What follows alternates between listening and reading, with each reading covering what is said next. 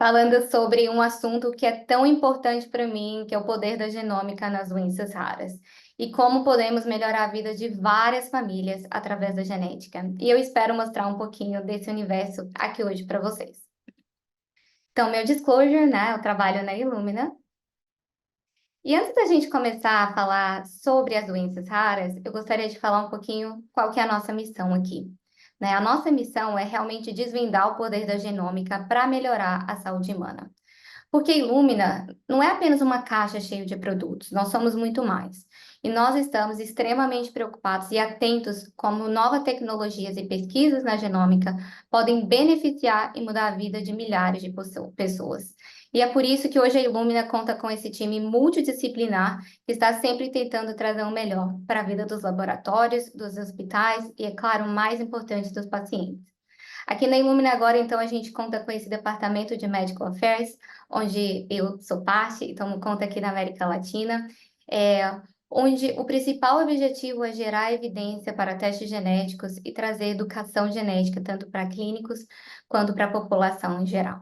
E nessa missão, né, de pensar em como os testes genéticos podem salvar a vida de uma pessoa, nós pensamos em todo esse ciclo de vida dessa pessoa, desde o feto até quando a pessoa morre. Então, deixa eu explicar um pouquinho para vocês em quando que a gente pode utilizar esse teste genético.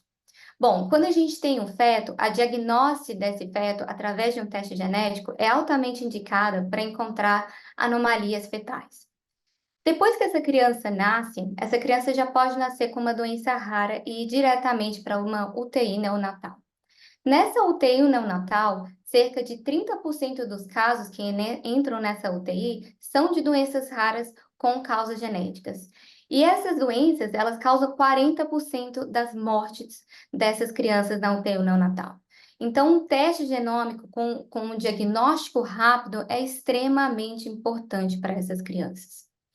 Mas algumas doenças, elas não aparecem nos primeiros dias de vida dessa criança, né? Assim como um atraso de desenvolvimento, um atraso intelectual, uma dificuldade de mobilidade. Então, esses fenotipos, essa clínica, ela só vai ser percebida pela família para 2, 3, 4, 5, a gente já viu paciente com 16 anos, né? Então, assim, ao longo da vida dessa criança. Então, você ter um diagnóstico para essa criança e tentar associar esse diagnóstico com o manejamento clínico também é extremamente importante. E eu vou mostrar para vocês que esse diagnóstico sem o teste molecular, ele pode demorar anos e anos, né? E pode afetar muito a vida dessa criança.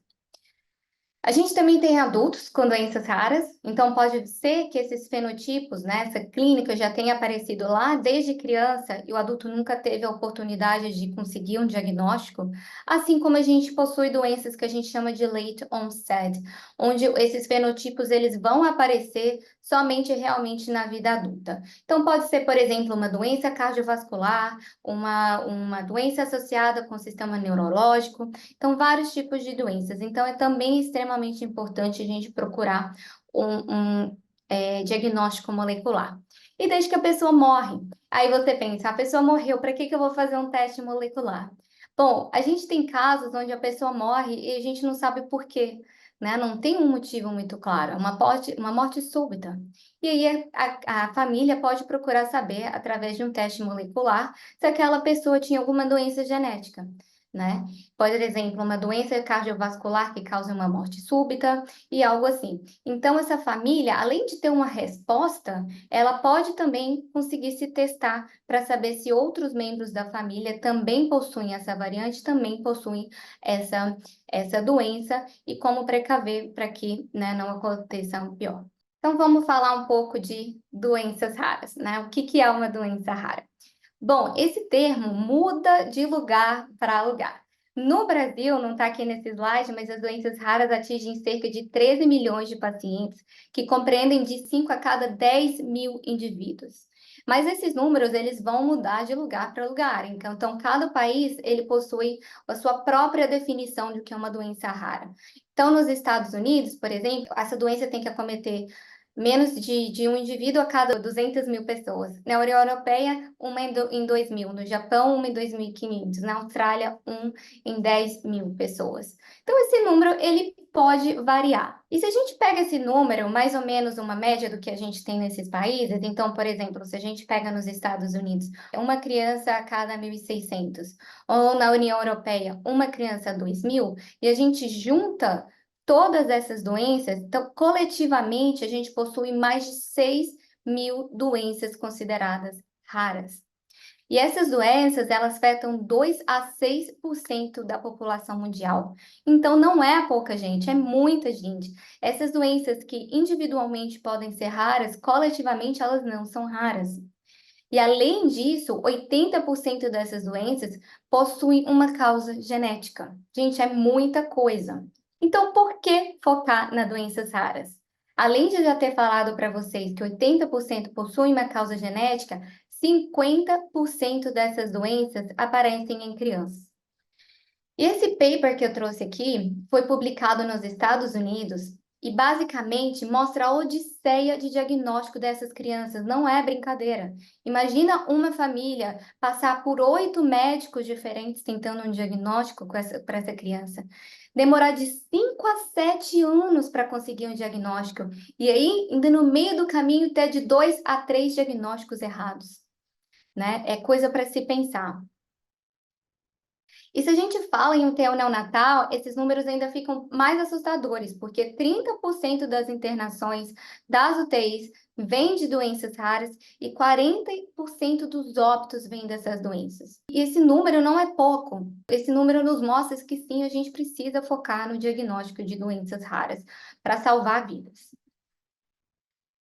Então, trazendo aquele dados que eu falei da Odisseia diagnóstico, a gente tem um número a mais aqui, né? Um número até financeiro aqui de quanto o sistema salvaria em dinheiro, contando toda essa diagnóstico. Então, vamos revisar. Esse paper, de novo, ele é baseado no diagnóstico dos Estados Unidos e ele mostra que uma criança com doença rara, ela vai passar por 8 médicos, 4 especialistas, demorar de 5 a 7 anos e vai gastar em torno de $19.000 com testes diagnósticos não moleculares, tá? Isso além de contar o tempo hospitalar, o pagamento para o médico e outros.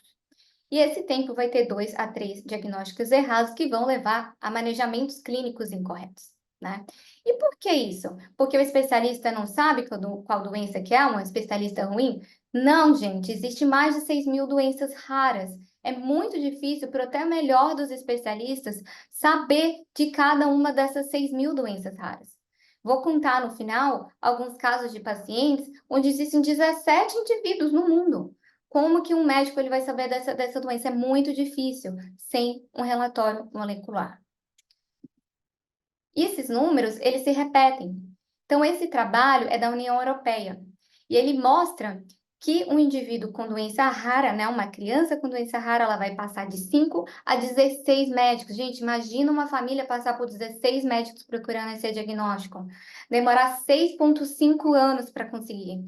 Vai gastar em torno de 12.500 euros para pagar por outros testes diagnósticos. Ainda 40% dessas crianças vão ter um diagnóstico incorreto. Então, é coisa aqui para se pensar da importância desses testes, né? Tá bom, e agora a gente pensa, vamos fazer um teste, vamos conseguir um diagnóstico rápido. Qual teste utilizar? Essa pergunta não é uma pergunta simples, porque a gente tem vários testes moleculares, tá? E a primeira coisa que eu quero mostrar aqui para vocês é esse gráfico de pizza aqui do lado direito, com várias cores. Não se importa muito com os numerozinhos, mas o que eu quero que vocês entendam é que cada uma dessas cores, elas representam uma variante diferente no nosso genoma, tá? Então, por exemplo, esse círculo azul, que é chamado SNV, Single Nucleotide Variant, é aquela troca de base simples no DNA, por exemplo, de T para A, de C para G, e ela é mais fácil de ser identificada. Tá? Mas esses outros 37% de outras cores, elas são devidas a variantes mais complexas no genoma. Então, a gente pode ter o que a gente chama de CNV, que é Copy Number Variant, por exemplo. Então, seria uma duplicação daquela região, uma deleção daquela região, uma inserção. Então, a gente tem um pedacinho no DNA, no cromossomo 21, que foi parar lá no cromossomo 3. Então, são coisas difíceis de serem encontradas, tá? E, além disso, a gente tem que levar em consideração que cerca de 10% dos casos ainda possui um second hit, então possui uma segunda variante patogênica. Então, essas variantes patogênicas, elas podem explicar fenotipos independentes ou elas podem estar em combinação para explicar o fenotipo conjunto do paciente. E eu também vou contar um caso de paciente real em que isso aconteceu. Então, a gente tem que levar essa complexidade toda do tipo de variante na hora da gente escolher um teste genético. Nesse slide aqui, eu coloquei o tipo de alguns testes genéticos. Então, aqui em laranja, a gente tem os testes genéticos de Sanger, Target NGS, PCR, CMA, WES, que é Whole Exome Sequencing, não? Então, quando a gente fala WES, eu estou falando de exoma, e WGS, que é Whole Genome Sequencing, então seria o genoma. E nessa tabelinha aqui em cinza, a gente tem todos os tipos de variantes que eu comentei com vocês no slide passado. E essas bolinhas laranjas, elas significam a capacidade daquele teste de encontrar aquela variante, e se essa bolinha for rosa, significa que esse teste tem uma capacidade reduzida para encontrar aquela variante. Então, o que vocês podem notar aqui é que a maioria dos testes, eles podem ser complementares.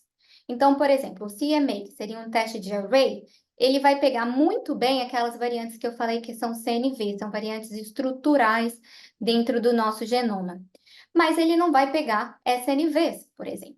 Se a gente for para a coluna do lado, que é o S, você vai ver que ele já vai pegar muito bem os SNVs. Não em todo o genoma, porque ele só pega aquelas regiões codificantes com suas limitações, mas ele vai pegar bem, né? Então, uma complementariedade desses testes seria interessante. Mas se a gente olhar a última coluna, que é o genoma, a gente vai ver que ele vai cobrir todos os tipos de variantes com uma capacidade alta. Tá? Então, essa tabelinha, esse tipo de variante, ela tem que ser levada em consideração quando a gente for pedir um teste genético. Mas a trajetória, né, do teste, ela é muito dependente do fenotipo e da clínica desse paciente. Porque muitas vezes o paciente, ele chega na clínica com uma condição muito específica, com um fenotipo muito específico. Então, o médico, ele já supõe uma doença específica, porque é uma doença rara, relativamente comum, que ele já viu antes, que ele conhece. Então, é mais fácil que ele peça um teste mais direcionado para confirmar aquela suspeita dele, né? Então, você consegue fazer um painel de genes baseado naquilo. Se for uma doença que é conhecida como variância estrutural, você consegue já fazer um array. Então, é mais fácil você conseguir ir por esses testes direcionados. No entanto, muitos outros pacientes, eles chegam na clínica sem um fenotipo específico. Então, chega com dismorfia, chega com atraso de desenvolvimento, atraso intelectual e uma combinação desses fenotipos que pode ser muitas e muitas coisas. Então, nesse caso, o que é recomendado seria, assim, uma combinação desses testes para a gente conseguir todos esses tipos de variantes. Por exemplo, o CMA, que vai pegar variantes estruturais, e o WES, que vai pegar mais SNVs. Ou então, é claro, o genoma, que vai pegar todas as variantes juntas. E aqui a gente tem um gráfico mostrando a porcentagem de diagnóstico em cada um desses testes. Então, o CMA é o array, então, de novo, vai pegar mais variante estrutural, só consegue diagnosticar 10% dos casos. Você tem um exoma, que vai diagnosticar cerca de 36, e o genoma, que vai diagnosticar cerca de 41. E aí a gente vem, tá bom, o genoma é muito mais caro que o exoma. Será que esses 5% faz diferença, né, no diagnóstico? Gente, são 5% de 2 a 6% da população mundial, 13 milhões de brasileiros. E na minha opinião, que esses 5% eles fazem diferença. Ainda mais se a gente pensar na nossa família, né? Se você tem uma criança, ou alguém conhece alguém com doença rara, se ele estiver dentro desses 5%, vai fazer toda a diferença. Então, qual que é a utilidade do genoma? Bom, a gente tem vários tipos de utilidades, né? A gente não possui só utilidade clínica, a gente possui utilidade pessoal e a gente possui uma utilidade econômica e do sistema.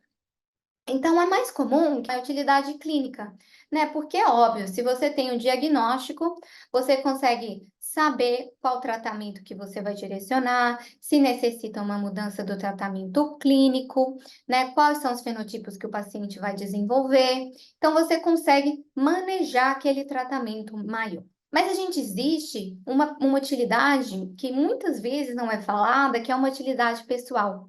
Porque mesmo que houver esse diagnóstico e não houver um tratamento, e não houver uma mudança do manejamento clínico do paciente, para muitas famílias, somente por ter aquele resultado já traz um alívio. E eu vou contar também um caso no final, sobre essa utilidade pessoal. Então, traz uma satisfação. Nessa família que eu vou contar no final, por exemplo, foi uma satisfação de saber que aquela criança, ela tinha doença rara não por causa deles, que eles não fizeram nada de errado. Gente, isso é muito forte, né? Isso é muito forte. E, além disso, você pode testar outros membros da família, né? Então, um outro irmão, até os pais, para saber se eles são também portadores da variante causando a doença. E essa informação, ela pode trazer também uma ajuda na decisão se aquela família vai querer ter outro filho, qual a porcentagem da probabilidade daquela família ter um outro filho com aquela doença rara. Uma outra utilidade que a gente tem é a utilidade econômica. Eu vou mostrar alguns números para vocês, porque a gente sabe que a gente não vive, né, num conto de fadas, então a gente precisa, sim, mostrar que os testes genéticos são custo-efetivos, e eu vou mostrar para vocês que sim, existem vários trabalhos sobre isso, tá? E existe a utilidade sobre o sistema de saúde, por exemplo.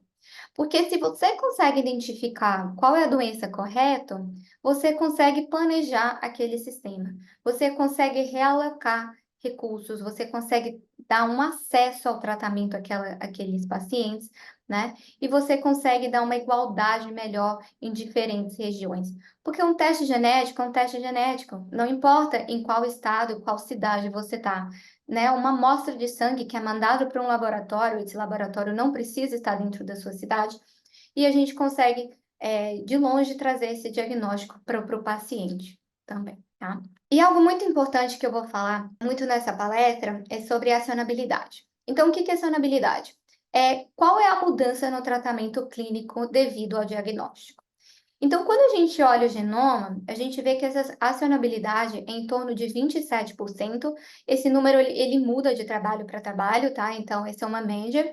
E o CMA, que é o array, em torno de 6%.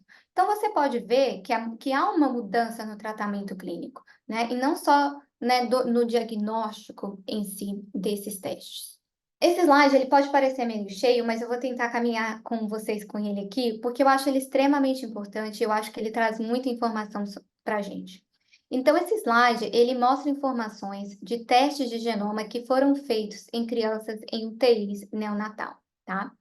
Então, do lado esquerdo, a gente tem esses gráficos com as linhas laranjas e com as linhas amarelas. E cada uma dessas linhas é um estudo diferente. Então, o que a gente tem? A gente tem a porcentagem do diagnóstico com genoma comparado com outros testes. E a gente vê que para todos esses estudos, o diagnóstico foi superior a outros testes genéticos. Né? Claro que há uma variação, então aqui no primeiro, outros testes genéticos tiveram um diagnóstico de 9%, enquanto o genoma teve de 57%. E isso se repete em todos os papers. O que é, né, uma informação como óbvia, porque o genoma ele vai pegar mais variantes que os outros testes genéticos, aumentando assim o diagnóstico. Já esses gráficos da direita, ele mostra artigos científicos somente utilizando o genoma. Então, qual foi a porcentagem de diagnóstico em cada um desses trabalhos para crianças em UTIs neonatais que fizeram o diagnóstico com o genoma?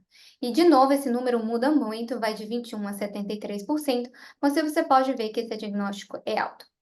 E em 8 desses estudos houve também uma contagem, né, de mudança de manejamento clínico por causa do diagnóstico genético. Esse outro slide, ele mostra um cenário muito parecido, ele mostra um cenário mais no ambiente pediátrico. Então, do lado esquerdo também, a gente tem a comparação de testes do genoma em laranja e outros testes genéticos em amarelo, também mostrando a superioridade do genoma com outros testes genéticos no ambiente pediátrico, e do lado direito, novamente, apenas os testes genômicos. Então, aqui também, variando muito o diagnóstico, mas extremamente alto, podendo sair até 68% dessas crianças. E 7 desses artigos também reportaram mudança no tratamento clínico dessas crianças. Agora vamos entrar mais a fundo na evidência, né? Então, eu falei em geral, nos números que a gente tem, mostrei gráficos, mas vamos mostrar agora artigos e pesquisas mais a fundo, tá? E antes de começar com isso, eu gosto de mostrar esse gráfico está um pouco desatualizado, mas aqui no eixo X a gente tem os anos e no eixo Y a quantidade de pacientes no ambiente pediátrico testados com genoma. E o que a gente vê nessa curva é que até 2012 a gente não tinha quase nada de pacientes testados com genoma, e a partir de 2012 essa curva aumentou. Então, esses pacientes, ele vêm sendo mais e mais testados, né? Nos últimos 4 anos teve mais testagem, mas a gente ainda precisa colocar isso mais na nossa realidade, tá? A gente precisa aumentar esses números. E um dos artigos que mostram isso, e esse artigo é muito famoso, é um artigo de um projeto chamado Baby Bear, que aconteceu nos Estados Unidos. Então, eles basicamente sequenciaram o genoma de crianças UTIs neonatais. Então, eles sequenciaram o genoma de 184 crianças, tá? E fizeram um trio. Trio é quando você também sequencia o pai e a mãe para saber se essa variante foi herdada ou não, e ela ajuda muito nas análises. E nesse resultado, a gente achou que 40% desses indivíduos na UTI neonatal tiveram um diagnóstico molecular e uma VUS, que é uma variante de significado incerto, foi reportado em 21 desses bebês. E quando a gente fala em VUS, em variante de significado incerto, eu acho extremamente importante a gente colocar essa informação no laudo. Por quê? Porque ela pode ser uma variante de significado incerto hoje, mas ela pode mudar isso daqui 2 anos, daqui 3 anos, daqui 4 anos, porque novas evidências elas vão saindo na literatura todos os dias. Então, não é porque hoje a gente não sabe o que essa variante está causando no DNA, que amanhã, daqui a um mês, a gente não vai ter essa informação, né? E esse trabalho, ele viu também que 32 bebês tiveram pelo menos uma mudança no tratamento clínico. Então, é bastante coisa. E se não bastasse todas essas vidas salvas e essa mudança de tratamento clínico, esse trabalho também viu que teve uma economia gigantesca. Então, para cada paciente que teve um teste molecular, os hospitais economizaram de 12 a 15 mil dólares por paciente com outros testes diagnósticos, com internação hospitalar e outros procedimentos médicos, né? Então, além de salvar vidas, há uma economia. Esse outro artigo também muito interessante, eles chamaram Baby Manatee, é muito similar, mas feito com hospitais da Flórida. Eles sequenciaram 50 pacientes e eles viram que os bebês diagnosticados foram em torno de 40% e 38% tiveram uma mudança no manejamento clínico. E algo aqui, informação que eu gosto de colocar é o turnaround time. Então, o quanto eles demoraram para colocar esse resultado para o paciente, para os médicos. Então, nesse estudo, eles reportaram de 4 a 2,5 dias. Então, é muito rápido, né, comparando com todos os outros testes que uma criança precisa fazer, às vezes, para conseguir um diagnóstico. E, novamente, se não bastasse todos esses dados maravilhosos, eles também olharam o quanto que esse projeto salvaria de dinheiro para o sistema de saúde. E eles estimaram, né, que se esse procedimento ele fosse feito, se o teste de genoma fosse feito em UTI neonatal, o sistema de saúde iria salvar em torno de 3,76 milhões de dólares. O último trabalho que eu vou colocar aqui é um trabalho no México. Nesse trabalho é um pouquinho diferente dos anteriores, porque ele é um trabalho em um ambiente pediátrico, então não contém UTI neonatal. A média dos pacientes aqui eram de 7,6 anos. né? E eles também sequenciaram o genoma dessas crianças e eles acharam uma taxa de diagnóstico extremamente alta, em torno de 68%, tá? E em torno de 50% desses pacientes também tiveram uma mudança no manejamento clínico. Então, é muita coisa. Teve um outro artigo que saiu muito recentemente aqui do Brasil, um projeto muito similar, não tive tempo de colocar nessa apresentação, mas eu gostaria de falar um pouquinho da Michelle e do Einstein, e onde eles sequenciaram o genoma de 21 bebês na UTI neonatal com suspeita de doenças raras, e eles acharam um diagnóstico em 57% desses casos. Então, essa realidade também está se aplicando na realidade brasileira. E aí a gente pensa, né? Ah, tá bom, achamos o diagnóstico. O que que a gente vai fazer com isso? E aí a gente volta naquele tema que eu falei de acionabilidade. Então, a gente tem acionabilidade para doenças raras? Sim. Para todas? Não. Mas, por exemplo, a gente tem vários bancos de dados que reportam essa acionabilidade. Esse aqui é um deles, chamado rx-genes.com, e da última vez que eu olhei, eles tinham cadastrado 633 doenças raras e suas acionabilidades, então seus tratamentos. E eu coloquei essa tabelinha aqui porque eu acho muito explicativo o que que a gente chama de acionabilidade. Porque acionabilidade, gente, pode ser mudança na dieta. Uma mudança na dieta pode salvar a vida de uma criança, pode salvar a vida de um bebê. E você só vai saber isso através de um teste genético, tá? E nesse caso, a gente tem 95 doenças raras que uma simples mudança na dieta vai mudar o outcome daquele paciente. A gente tem, claro, intervenções mais complexas, né, como transplantes de células-tronco. A gente tem terapias enzimáticas, temos sim transplantes de órgãos, que seriam algo mais grave, claro, mas quanto antes a gente conseguir esse diagnóstico, mais cedo a gente consegue colocar aquela criança na fila do transplante.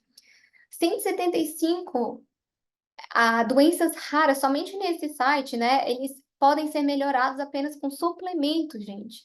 É algo assim, né? Simples que a gente teria com diagnóstico molecular que pode salvar a vida. Tem terapia de imunoglobulina e tem várias que podem ser controladas com medicações, com vacinações. Existem acionabilidades mais complexas, né? Como terapias gênicas e outros procedimentos. E eu gostaria de falar um pouquinho também da utilidade econômica dos testes genômicos. Então vamos lá. Esse estudo ele foi publicado nos Estados Unidos e ele fez algo muito similar com os outros estudos que eu mostrei para vocês, mas mais focando na utilidade econômica. Então eles também sequenciaram o genoma de 42 bebês nas UTIs neonatais e acharam um diagnóstico em 43% desses indivíduos. Eles basicamente calcularam que esses bebês com diagnóstico molecular nessa UTI neonatal ficaram menos, em média, né, 124 dias na UTI neonatal comparado com bebês que não tiveram esse teste molecular. E contando todos esses testes diagnósticos, internações e procedimentos clínicos, eles estimaram uma economia para o sistema de saúde entre 800 e 2 milhões de dólares. Se você contar só essa coorte de 42 indivíduos, eles já encontraram uma economia de 128 mil dólares para esse sistema. Então, de novo, não é só salvar vidas, é salvar dinheiro também. E existe esse artigo ele fala uma coisa que nos parece óbvia, mas é importante colocar aí, né? Então, o que que ele fala? Toda essa combinação de teste para a gente conseguir o diagnóstico, que seja o array, depois o exoma, ou o array mais o exoma, ou o genoma, a gente tem que levar em conta esses custos e o tempo para o paciente. Então, basicamente, se o preço do genoma equivaler ao exoma mais o CMA, por exemplo, o genoma ele se torna o teste principal e o teste mais indicado para aquele paciente, já que ele vai cobrir tudo que os outros testes estão cobrindo. Tá bom, vamos passar agora para as guidelines de sociedades médicas. E por que que eu gosto de falar nesse tema? Porque muitas pessoas me perguntam como é que esses dados são gerados, onde esses dados são armazenados, o que que a gente faz com esses dados, né? E como é que esses dados são manejados? Bom, a gente tem diversas associações médicas que possuem guidelines em diversas áreas. Uma dessas áreas, que eu acho extremamente importante, está diretamente ligado com a minha linha de trabalho, é sobre compartilhamento de dados. Então, se a gente tiver o dado genômico desse paciente, a gente pode compartilhar? Claro que a gente não pode compartilhar informação do paciente, né, aquela informação dele, mas, no meu ponto de vista, de várias associações médicas também, é importante a gente compartilhar aquela patogenicidade daquela variante, novas descobertas, né? Por quê? Porque a gente não pode ficar numa caixinha. Nós somos um grupo, né, científico global. Então, se a gente não colocar o nosso resultado lá, a pessoa lá da Índia, a pessoa nos Estados Unidos, da Tailândia, ela não vai ter acesso a essa informação.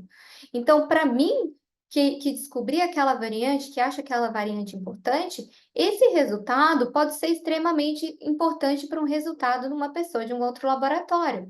Claro que a gente não vai compartilhar a vida daquele paciente. Mas você falar que uma variante é patogênica ou não está levando essa informação do paciente lá para fora. Então, existe todas uma guidelines, o que deve ou não ser compartilhado.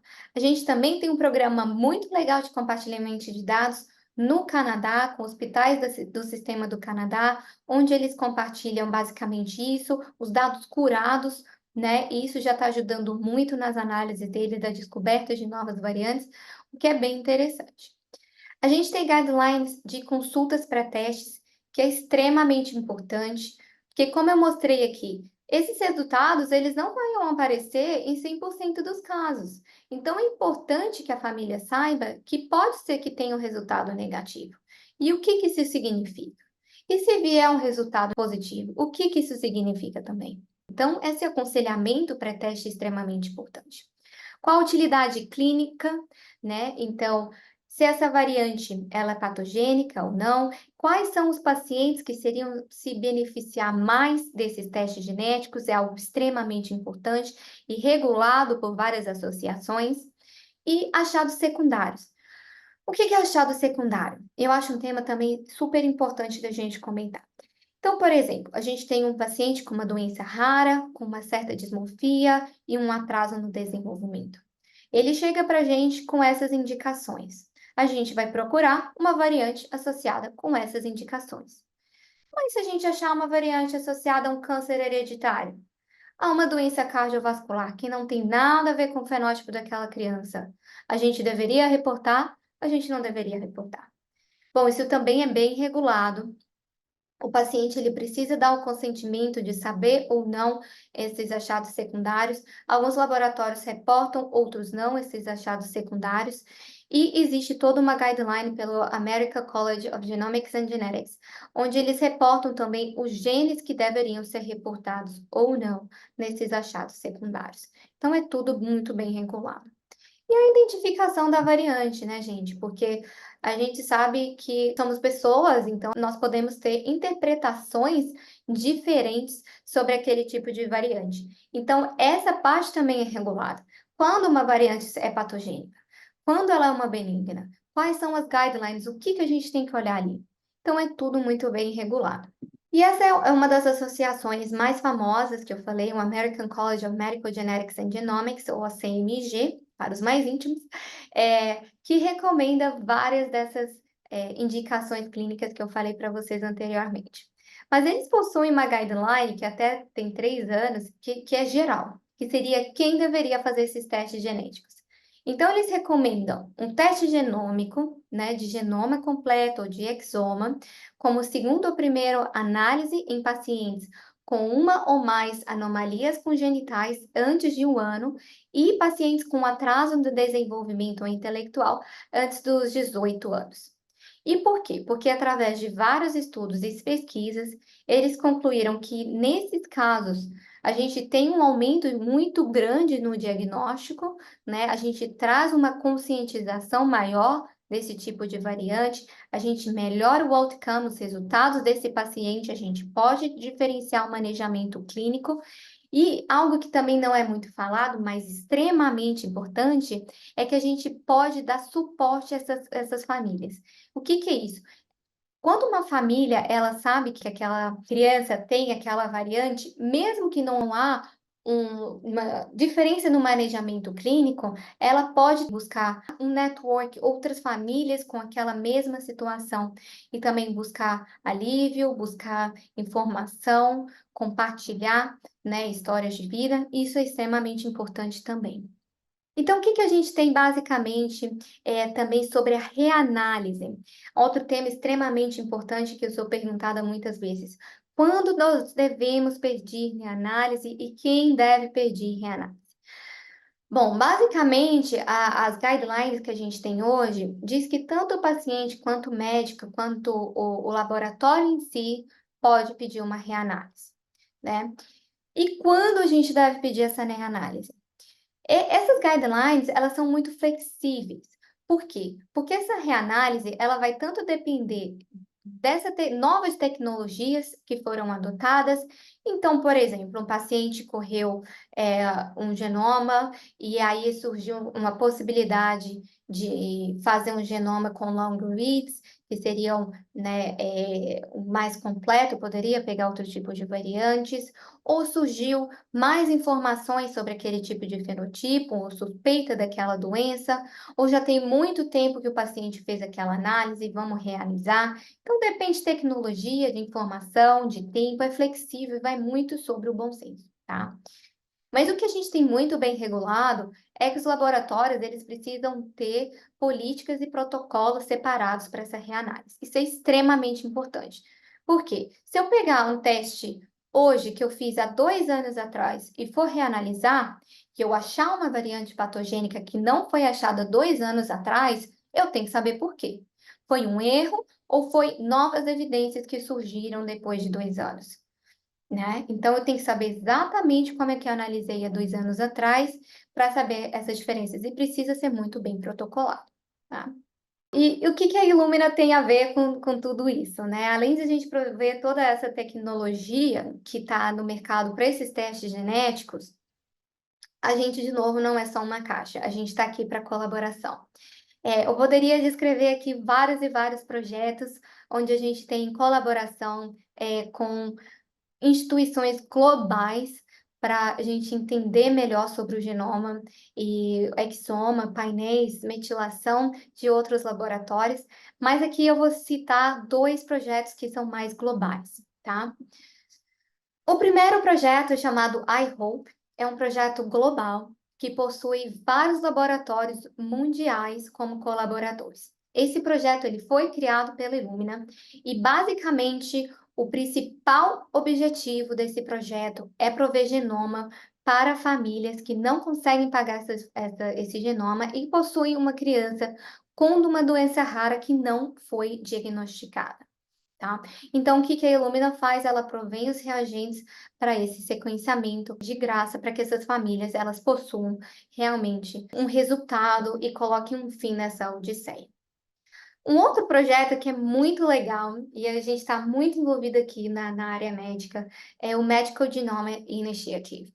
Então, esse projeto, ele conta com esses vários laboratórios que estão aqui embaixo, tá? Então, a gente tem aqui laboratórios tanto do Canadá quanto dos Estados Unidos. Eu estou trabalhando firmemente para que a gente tenha algo muito parecido aqui na América Latina. E eles são basicamente grupos de estudos. Então, existem 9 grupos, onde a gente conversa, a gente debate, a gente estuda todo o end-to-end de um paciente, desde a seleção do paciente para o teste genético até o laudo e o outcome para aquele paciente. E a missão desse grupo é realmente a gente conseguir publicar e colocar ali as melhores práticas para o sequenciamento, né, de nova geração e para a gente conseguir mais resultados e um melhor diagnóstico para essas crianças. Tá? Então, a Illumina e o meu departamento do Medical Affairs, a gente trabalha tanto como financiadoras desse projeto, como contribuições científicas. Então, a gente publica artigos junto, a gente pesquisa junto, a gente está sempre ali junto com eles nas novas pesquisas que eles estão fazendo. Esse artigo aqui foi um artigo inicial desse projeto, onde a gente descreve esses grupos e fala um pouquinho de quais as soluções que a gente está trabalhando. Então, nesse caso aqui, falando da seleção de paciente, então, quando a gente deve selecionar o paciente, quando que o paciente seria beneficiar mais, qual seria a indicação, dos laboratórios, né? Como é que a gente vai fazer essa validação, como é que a gente vai interpretar e reportar essa variante. No diagnóstico, como é que a gente vai ter essa infraestrutura de dados, gente, extremamente complexa, esse tanto de dado, o que que a gente vai fazer com isso? Onde é que a gente vai colocar isso? Como é que a gente vai assegurar, né, a segurança desses dados, que é algo extremamente importante para a gente, extremamente em pauta? E como é que a gente vai comunicar isso para os nossos pacientes, né, também? Até do outcome, né, que é a utilização desses resultados e a mudança do manejamento clínico. E eu coloquei aqui embaixo, de novo, data sharing, então compartilhamento de dados. É algo que esse grupo conversa muito e é algo que está muito em cima, gente. É algo que, na minha opinião, né, e na opinião de muita gente que eu converso, é algo que é necessário para a gente colocar a ciência lá em cima, né? Compartilhar os dados, pelo menos necessários, para que a gente tenha mais informação. E agora eu vou falar de histórias de pacientes. Porque a gente pode falar de utilidade clínica, de acionabilidade, de economia, de grupos de estudo, mas no final, gente, o que importa é o paciente. E se você conhece uma pessoa com doença rara, você sabe, né? Não importa o que a gente está trazendo para o paciente. Então, eu vou contar alguns casos bem diferentes, com outcomes bem diferentes de como o genoma está beneficiando essas famílias, tá? A primeira é uma história bem famosa, ela saiu no Time Magazine e é da Sebastiana. Bom, Sebastiana estava internada na UTI neonatal de um hospital chamado Reed Children's Hospital, nos Estados Unidos, e ela tinha convulsões sem parar. Ela estava resistindo para sobreviver, ela era alimentada por tubos. Médicos tentaram todo tipo de exame diagnóstico e nada encontravam resultado para Sebastiana.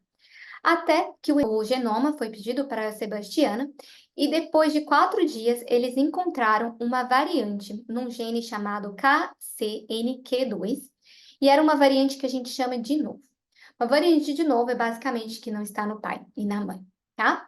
E esse gene, ele está associado a uma síndrome chamada Ohtahara, uma síndrome extremamente rara. E quando essa síndrome ela foi identificada, eles mudaram o manejamento clínico, a medicação de Sebastiana imediatamente e ela parou de ter essas convulsões persistentes. Ela foi liberada para casa no dia do Natal e hoje ela está super bem graças ao exame do genoma. Aqui a gente coloca uma comparação de um outro paciente, também na UTI neonatal, que tinha, né, essa mesma síndrome, e que na UTI neonatal não foi pedido um genoma. Então, essa criança ficou nessa UTI 3 vezes mais, foi mandado para casa e depois de casa foi pedido o genoma e também foi diagnosticado com a mesma síndrome. Mas aqui, de novo, ele demorou 3 vezes mais ali dentro do hospital para ser diagnosticado, porque demoraram a pedir um genoma para essa criança, tá? E se você tem uma criança não neonatal, cada dia mais está contando. Essa outra história, ela tem um final completamente diferente, mas que traz um final feliz também. Então, essa história do Sauer, que teve uma odisseia diagnóstica também muito grande, gente. Ele passou 8 anos procurando um resultado.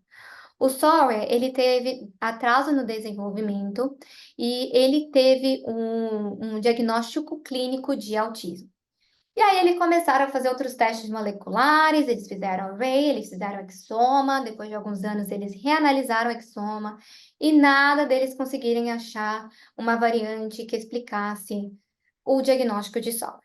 Até que a família lutou e conseguiu o diagnóstico por o genoma, e foi encontrado, enfim, uma variante em um gene chamado TRP12.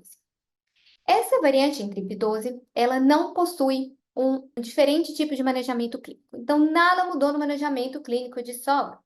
Só que isso trouxe um alívio gigantesco para a família. E essa família que eu falei lá no comecinho, né? Então, olha essa quote, nessa sentença da mãe de Sawyer. E já me ajudou a realizar que eu não fiz nada de errado. Então, gente, um diagnóstico ajudou uma família a entender que ela não fez nada de errado. Imagina um alívio para aquela família, né? E além disso, isso trouxe a família de Sowers mais próxima de outras famílias com a mesma condição. Então, de novo, ali uma utilidade pessoal para aquela família, onde eles trocam experiências, eles trocam os aconselhamentos. Então, isso tem uma vantagem pessoal, uma utilidade pessoal muito grande também. Essa história, para mim, é uma história fora do normal, uma história com extremamente final feliz, e eu adoro contar ela também. Essa história é da Mila. Com 3 anos, a mãe dela começou a perceber que ela tinha movimentos um pouco estranhos. Em 4 anos, ela estava como meio desastrada, sabe? Ela caía, ela tropeçava, ela não conseguia pegar as coisas direito. E aí, com 5 anos, ela foi diagnosticada com autismo e dificuldade de movimento, né? E aí, eles pediram um exame de exoma e conseguiram achar uma variante em um gene chamado CLN7, que está associado com uma doença chamada Bauten, e até aí nada podia ser feito no caso de mim. Família não satisfeita pediu um genoma. E aí eles conseguiram um second read, então que eu falei no começo, que 10% dos pacientes possuem uma segunda variante patogênica, exatamente aqui caso de Mila. E essa variante, ela estava numa região que a gente chama intrônica, então numa região não codificante, que não seria pega com o exame de exoma. Gente, vocês acreditam? No mesmo ano, eles começaram a fazer uma droga baseada com essa variante. E essa droga, chamada Milacem, ela foi aprovada pelo FDA, que é a federação que regula as drogas nos Estados Unidos, com um clinical trial de um paciente. E nesse mesmo ano, a Mila foi medicada e pelo menos as convulsões, elas foram diminuídas e Mila está super bem. Gente, olha essa história, é chocante, né? Tudo baseado num diagnóstico e nessa família insistindo que queria mais. Algo para se pensar. História diferente aqui. Essa é a história do Donovan, 6 anos de idade. Gente, eu não vou ler esses sintomas, mas são sintomas muito diferentes, né? Muitos sintomas que assim não se enquadram em quase nada aqui. Então, assim, muito difíceis de diagnosticar. Gente, ele passou por 11 especialistas. Eles passaram por cardiologista, pneumologista, todo tipo de especialista, e nada conseguia identificar o que o Donovan tinha. Ele passou 6 anos tentando conseguir esse diagnóstico, até que ele conseguiu um genoma, e esse genoma foi identificado uma mutação em um gene chamado SCI, que está associado com essa doença chamada Spritzen-Goldberg. Essa doença é extremamente rara. Não existe uma mudança de manejamento clínico, mas existe um grupo de pesquisa no Hospital de Johns Hopkins, nos Estados Unidos, fazendo pesquisas clínicas sobre essa doença. Então, Donovan foi encaminhado para essa pesquisa e pesquisas estão sendo feitas. Então, mesmo que hoje Donovan não tenha uma medicação, algo no manejamento clínico que pode ser feito, há estudos nessa direção. Interessante. Última história que eu vou mostrar, bem diferente também, e essa história é de Carson e Chase, que também passaram 6 anos procurando um diagnóstico. Então, a gente tem o Carson era o irmão mais velho, e o Carson, ele começou a apresentar diferenças ali em movimentos nos primeiros meses de vida. E aí, no segundo ano, ele foi diagnosticado com paralisia cerebral. E aí teve Chase. Chase nasceu com sintomas bem similares com paralisia cerebral, mas não encaixava ali perfeitamente. E aí a família, no 4 ano, tiveram um exoma de exoma para os dois meninos e não encontraram nada. Depois, eles conseguiram fazer um diagnóstico de genoma e encontraram uma variante no DNA mitocondrial, que era no gene MERK e está associada com uma doença chamada MEPAM. Essa doença MEPAM, ela, só para vocês saberem, curiosidade, ela causa distônia, ataxia, atrofia óptica, mas ela só está presente em 17 indivíduos no mundo. Então, novamente, como é que um especialista, às vezes esses 17 estão no outro lado do mundo, é muito difícil de saber, né? Então, agora eles possuem um diagnóstico. Então, né, o que a gente aprendeu aqui até agora e o que a gente está mirando aqui no futuro.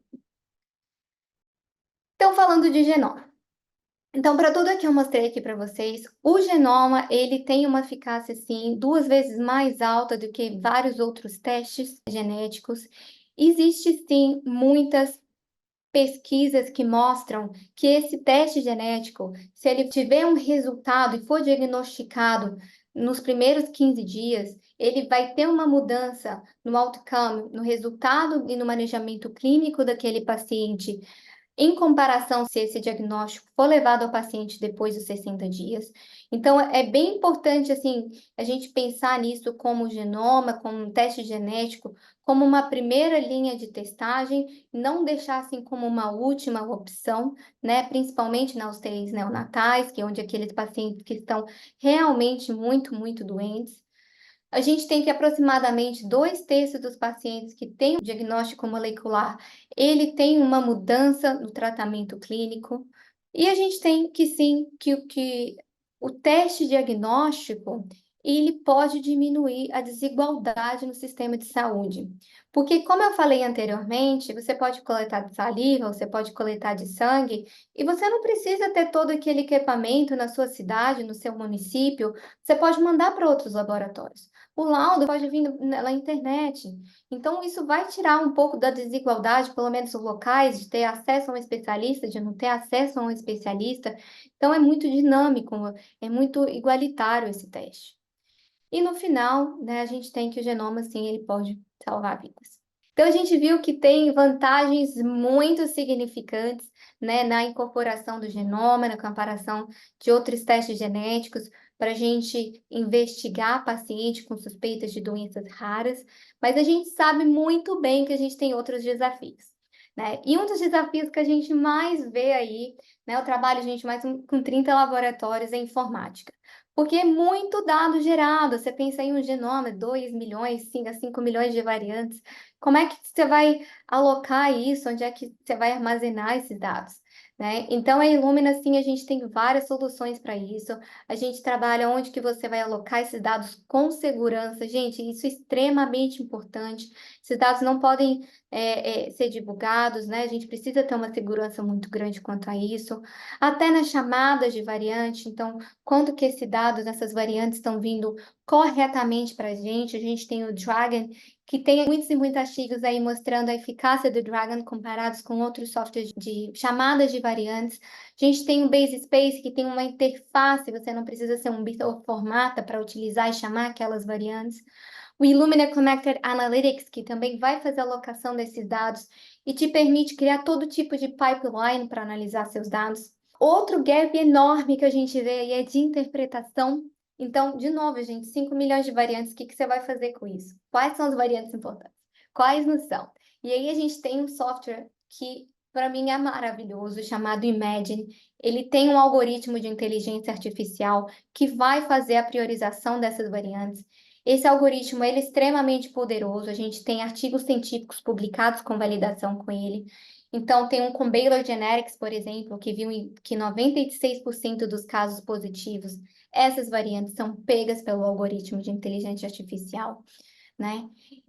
Um outro gap, né, que a gente vê também é no sistema de saúde, tanto público quanto privado. Quais são as recomendações? Quais são os guidelines? Quando que a gente deve pedir um teste genético ou não, né? Quais são pacientes que iriam se beneficiar mais? Gente, a gente está trabalhando muito para isso também. A gente tem um departamento de Market Access que está trabalhando junto com o governo, com programas de saúde, planos de saúde nessa parte. E o último aqui gap que a gente vê é o acesso ao teste, né? A gente quer que todos tenham acesso ao teste, que tenham, né, os sistemas de saúde, eles provêm isso para os nossos pacientes. E a gente trabalha muito em cima disso também. Então, o que a gente pensa aqui no futuro, né? Se a gente pensar num futuro aqui ideal para esses pacientes, seria que todos os pacientes com doenças raras tivessem acesso a um teste genético. E que esse teste genético, eles fossem esse standard of care. Então, a primeira linha de teste, para que esperar uma odisseia diagnóstico para a gente fazer isso? E que a gente consiga, para aqueles ainda casos negativos, ainda expandir esse genoma. Existem outros testes aí em cima, existe metilação para ver epigenética, existe RNA-seq, existe outros testes que a gente pode fazer em cima desse genoma para procurar resultados ainda negativos que seriam interessantes. Então, que a gente consiga trazer esse mundo genômica, né, para uma base integrada e que isso também contribua com a geração, né, de novos tratamentos. Bom, é isso. Vou deixar meu e-mail aqui. Caso vocês tenham alguma dúvida, podem colocar aqui.